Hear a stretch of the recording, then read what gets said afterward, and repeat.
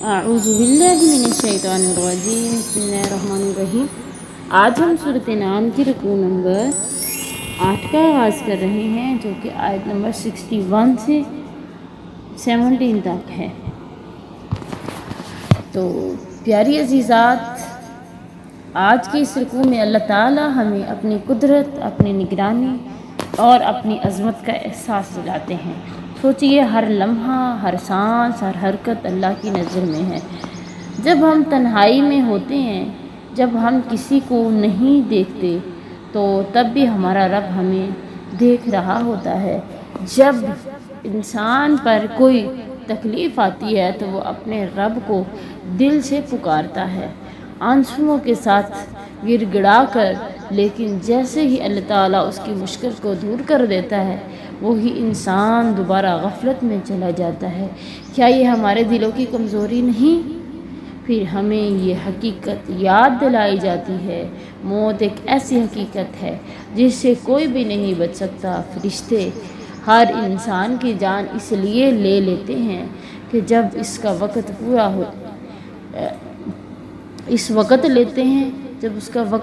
ہو جاتا ہے، نہ ایک لمحہ آگے، نہ ایک لمحہ پیچھے۔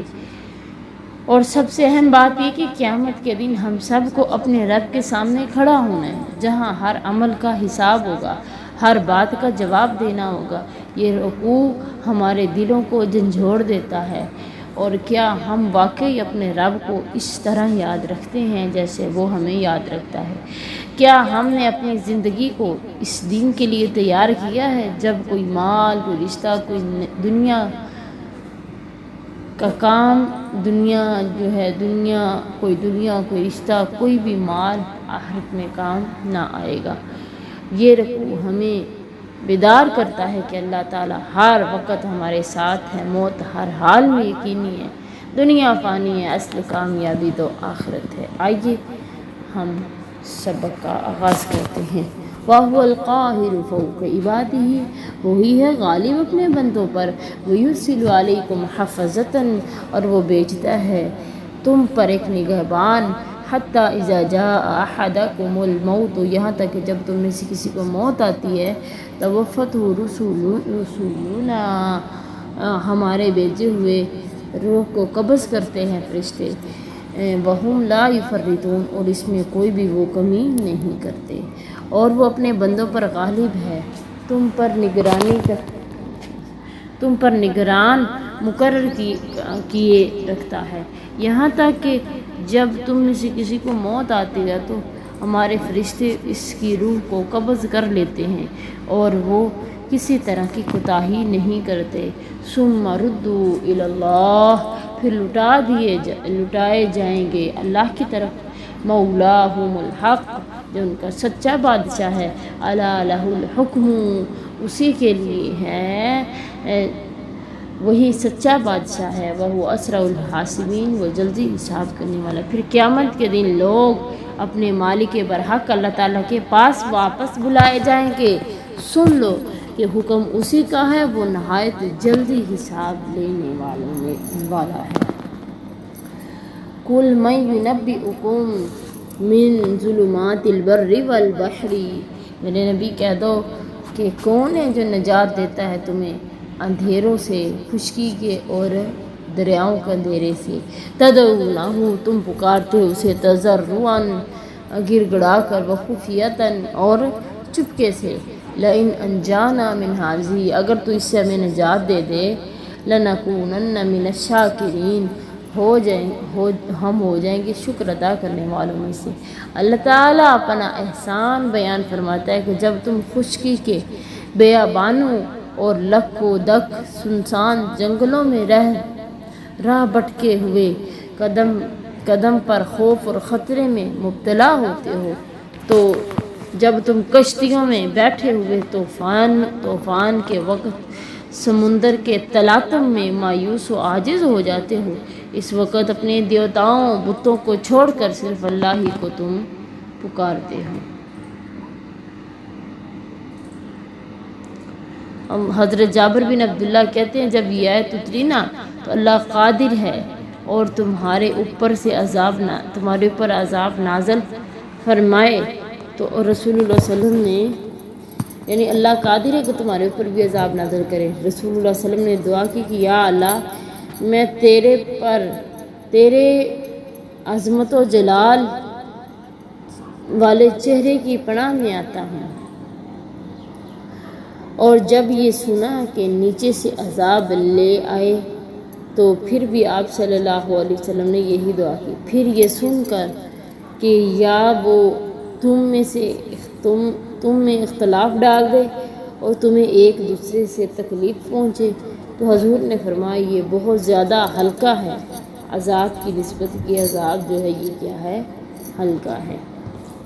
کہ اللہ کہہ رہے ہیں قُلِ اللّٰهُ يُنَجِّيكُم مِّنْهَا، کہہ دو کہ اللہ ہی نجات دے گا تمہیں اس سے، وَمِن كُلِّ كَرْبٍ، اور ہر تنگی سے، ثُمَّ أَنتُم مُشْرِكُونَ، پھر تم شرک کرتے ہو، یعنی کہو کہ اللہ تعالیٰ تم کو اس تنگی سے اور ہر سختی سے نجات بخشتا ہے، پھر تم اس کے ساتھ پھر بھی شرک کرتے ہو۔ قُلْ هُوَ الْقَادِرُ، میرے نبی کہہ دو وہ قادر ہے، عَلَىٰ أَن يَبْعَثَ عَلَيْكُمْ عَذَابًا مِّن فَوْقِكُم، کہ بھیجے تم پر عذاب تمہارے اوپر سے، أَوْ مِن تَحْتِ أَرْجُلِكُم، یا تمہارے پاؤں کے نیچے سے، أَوْ يَلْبِسَكُمْ شِيَعًا، یا تمہیں آپس میں یا پھر تم آپس میں کیا ہو جاؤ، فرقہ فرقہ ہو جاؤ، وَيُذِيقَ بَعْضَكُم بَأْسَ بَعْضٍ، اور چکھائے تم میں سے ایک لڑائی دوسرے کو۔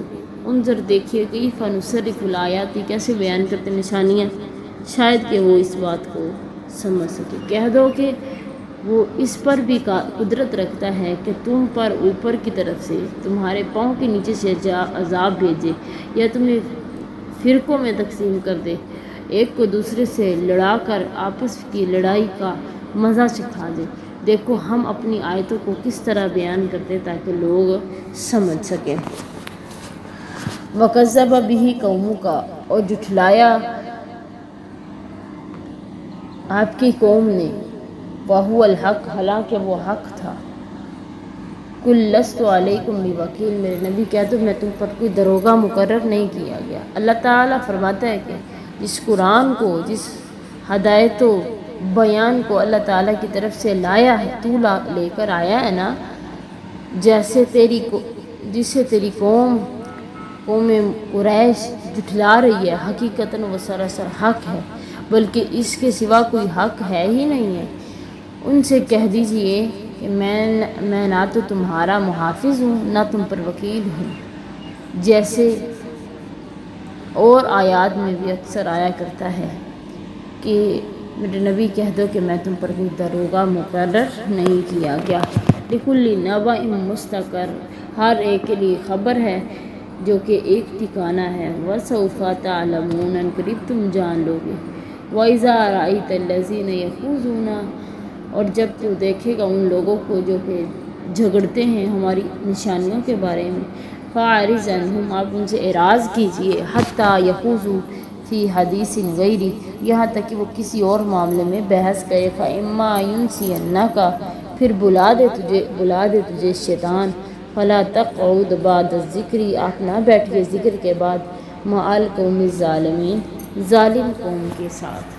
اور جب تم ایسے لوگوں کو دیکھو جو تمہاری آیتوں کے بارے میں بیہودہ بکواس کر رہے ہیں تو تم ان سے الگ ہو جاؤ، یہاں تک کہ وہ اور باتوں میں مصروف ہو جائے۔ اگر یہ بات شیطان تمہیں بلا دے تو یاد آنے پر ظالم لوگوں کے ساتھ تم نہ بیٹھو۔ وَمَا عَلَى الَّذِينَ يَتَّقُونَ مِنْ حِسَابِهِمْ مِنْ شَيْءٍ، نہیں ان لوگوں پر جو کہ پرہیزگاری اختیار کرتے کوئی حساب نہیں ہے، من شیء کچھ بھی، لیکن ذکر نصیحت حاصل کرنا، لعلہم یتقون تاکہ وہ ڈر سکے۔ وَذَرِ الَّذِينَ، اور پکڑتے ہیں وہ لوگ، وزری اور چھوڑ دے ان لوگوں کو جنہوں نے بنا لیا اپنے دین کو کھیل اور تماشا، اور دھوکہ دیتے ہیں، دھوکے میں ڈالا ہوا ہے انہیں دنیا کی زندگی نے۔ وَذَكِّرْ بِهِ، اور نصیحت کر اس کے ساتھ، ان تُبْصَلَ، کہ پکڑا نہ جائے، نفس بما کسبت، اور ہر جان کو وہی ملے گا جو اس نے تُبْصَلَ نفس، تاکہ پکڑا نہ جائے کوئی جان، بما کسبت، جو اس نے کمایا، لیس لہا، من دون اللہ ولی ولا شفیع، نہیں اس کے اللہ کے سوا کوئی حمایتی نہ کوئی سفارش کرنے والا۔ وَإِن تَعْدِلْ كُلَّ عَدْلٍ، اگر تو بدلے میں دے تمام معاوضے کی چیزیں، لا یؤخذ منہا، نہیں لیا جائے گا اس سے، اولئک الذین ابسلوا، یہی ہے وہ لوگ جو کہ پکڑے گئے ہیں، بما کسبوا، جو انہوں نے کمایا، لہم شراب من حمیم، ان کے لیے پانی ہے جو کہ کھولتا ہوا گرم ہے، وعذاب علیم، اور عذاب ہے دردناک، بما کانوا یکفرون، بسبب اس کے کہ وہ کفر کرتے تھے۔ یعنی بے دینیوں سے منہ پھیر لو، ان کا انجام نہایت برا ہے، اور اس قرآن کو پڑھ کر سنا کر لوگوں کو ہوشیار کرو، اللہ کی ناراضگی سے، اس کے عذابوں سے انہیں ڈرا دو، تاکہ کوئی شخص اپنی بد اعمالیوں کی وجہ سے ہلاک نہ ہو، پکڑا نہ جائے، رسوا نہ کیا جائے، اپنے مطلوب سے محروم نہ رہ جائے۔